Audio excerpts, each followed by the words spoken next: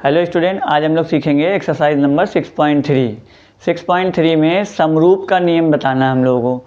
समरूप के लिए नियम से पहले सबसे पहले देखिए, अगर दो त्रिभुज दिए गए हैं, एक का नाम लिख दिया हम लोगों ने ABC और दूसरे वाले का नाम लिख दिया हम लोगों ने PQR।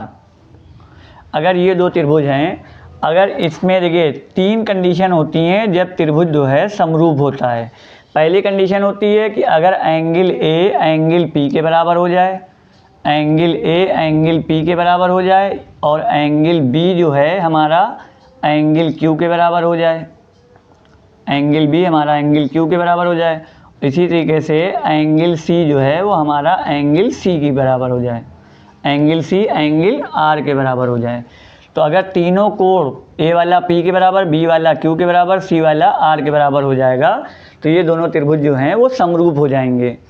इसी तरीके से दूसरे में होता है, अगर देखिए दो भुजाओं AB का जो रेशियो PQ से हो जाए और BC का जो रेशियो है वो QR से हो जाए, और साथ में देखिए AB का जो PQ से रेशियो है वही BC का QR से है, और साथ में एंगल B जो है वो एंगल Q के अगर बराबर आ जाए तो भी ये दोनों त्रिभुज जो हैं समरूप हो जाएंगे।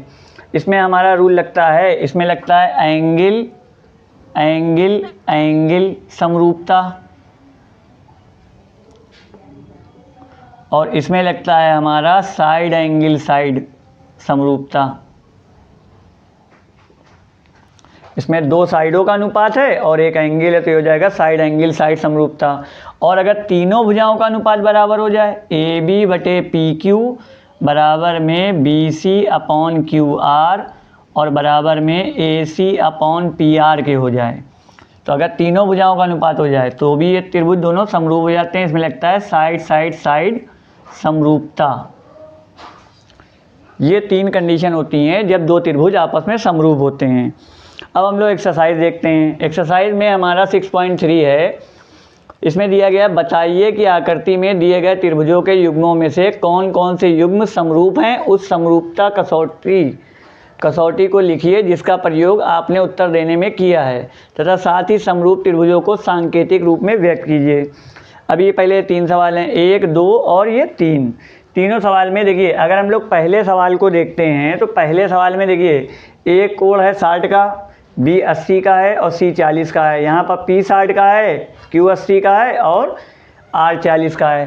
तो पहले यहाँ पर पहला वाला जब हम लोग करेंगे तो यहाँ पर लिखेंगे त्रिभुज ABC तथा त्रिभुज PQR में एंगल A जो है एंगल P के बराबर है, यहाँ लिख दिया एंगल A बराबर एंगल P। एंगल B जो है वो एंगल Q के बराबर है, यहाँ लिख दिया एंगल B बराबर एंगल Q। और एंगल C जो है वो एंगल R के बराबर है। तीनों एंगल बराबर हो गए, इसका मतलब त्रिभुज ABC समरूप हो जाएगा त्रिभुज PQR के। और तीनों एंगल हैं तो यहाँ पर कसौटी लिखेंगे, कह रहा है ना कसौटी लिखने के लिए, कसौटी लिखिए। यहाँ पर लिखेंगे एंगल एंगल एंगल समरूपता कसौटी से, समरूपता कसौटी से। तो ये हमारा पहला वाला हमारा समरूप है। इसी तरीके से हम लोग दूसरा देखेंगे। दूसरे में अगर हम लोग ध्यान से देखें तो देखिए AB 2 दे रहा है, BC 2.5 और AC 3 दे रहा है, PQ 6 दे रहा है, QR 4 दे रहा है और PR 5 दे रहा है। तो देखिए 2 और 4, 2 का दुगना होता है 4 और 2.5 का दुगना 5 होता है और 3 का दुगना 6 होता है। तो AB का रेशियो निकालेंगे हम लोग किससे, QR से। तो यहाँ पर लिखेंगे AB अपॉन QR बराबर में हो जाएगा 2/4, और 2 को जब काटेंगे 2 1 2, 2 दूनी 4, तो ये आ गया 1/2। इसी तरीके से BC का रेशियो आएगा, अनुपात जो है PR से निकालेंगे तो ये हो जाएगा BC अपॉन PR 2.5 और बटे में 5, पॉइंट हटा के यहाँ 0 बढ़ा लिया, 25 1 25, 25 दूना 50, तो ये आ गया 1/2। इसी तरीके से हम लोग AC का निकालेंगे PQ से, तो ये हो जाएगा AC अपॉन PQ बराबर में 3/6, 3 1 3, 3 दूनी 6, तो ये हो गया हमारा 1/2। अब देखिए AB अपॉन QR बराबर में BC अपॉन PR बराबर में AC अपॉन PQ, तीनों भुजाओं का अनुपात बराबर आ गया। इसका मतलब दोनों त्रिभुज समरूप हो गए। लेकिन समरूप लिखने का जो तरीका होता है, देखिएगा यहाँ पर AB जो भुजा है, पहले हम जब लोग यहाँ लिखेंगे तो यहाँ लिखेंगे त्रिभुज ABC। अब देखिए AB जो भुजा थी वो किसके थी, QR के, तो यहाँ पर हम लोग P से स्टार्टिंग नहीं करेंगे, किससे स्टार्टिंग करेंगे, QRP, क्योंकि AB का QR से अनुपात था, तो AB का QR से अनुपात, तो इस तरीके से ABC समरूप हो जाएगा QRP के। और यहाँ पर लिखेंगे हम लोग साइड साइड साइड समरूपता कसौटी से।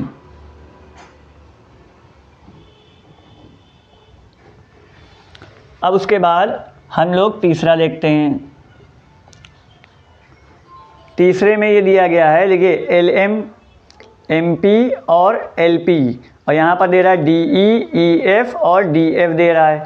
अब अगर हम लोग ध्यान से देखें तो देखिए 2 का दुगना 4 हो जाएगा, मतलब 1/2 आ जाएगा इसी तरीके से रेशियो करने पे। 3 का दुगना 6 हो जाएगा, लेकिन 2.7 का दुगना 5 नहीं होगा। तो इसलिए ये दोनों त्रिभुज जो हैं समरूप नहीं हैं। तो यहाँ पर लिख देंगे त्रिभुज समरूप नहीं है, डायरेक्ट लिख सकते हैं हम लोग, त्रिभुज समरूप नहीं हैं। अब हम लोग चौथा सवाल देखते हैं।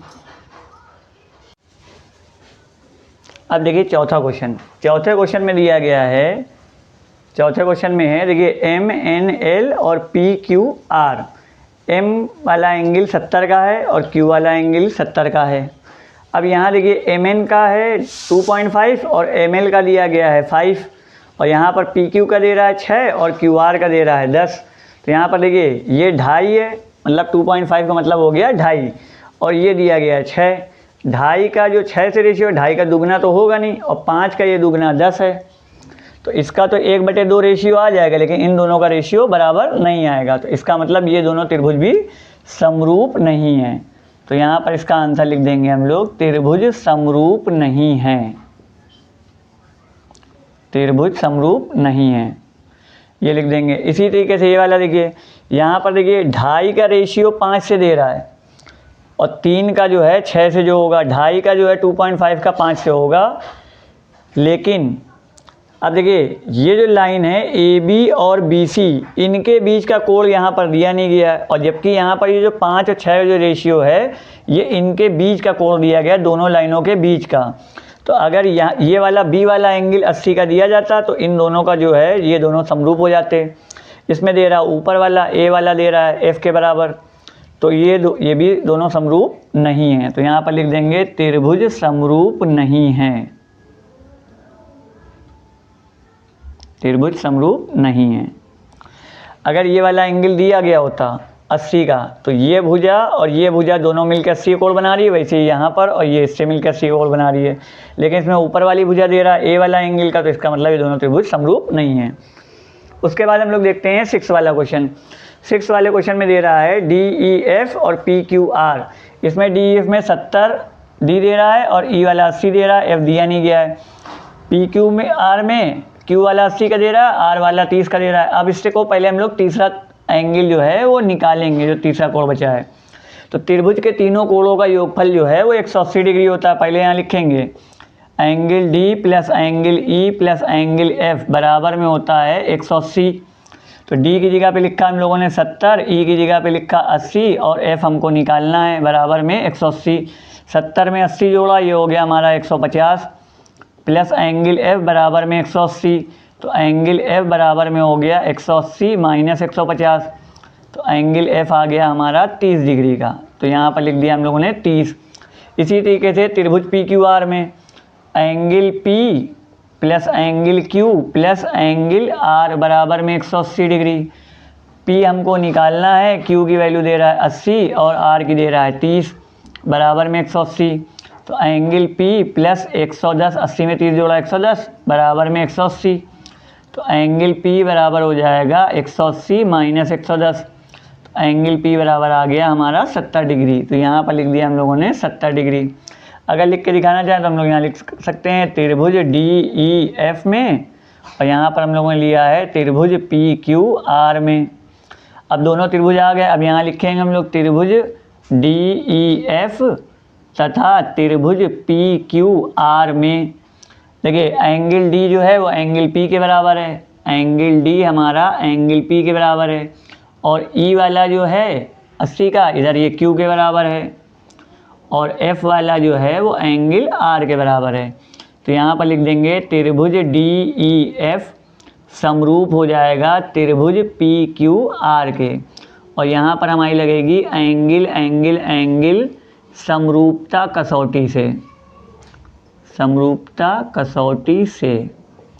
इस तरीके से हमारा पहला क्वेश्चन कंप्लीट हो जाएगा।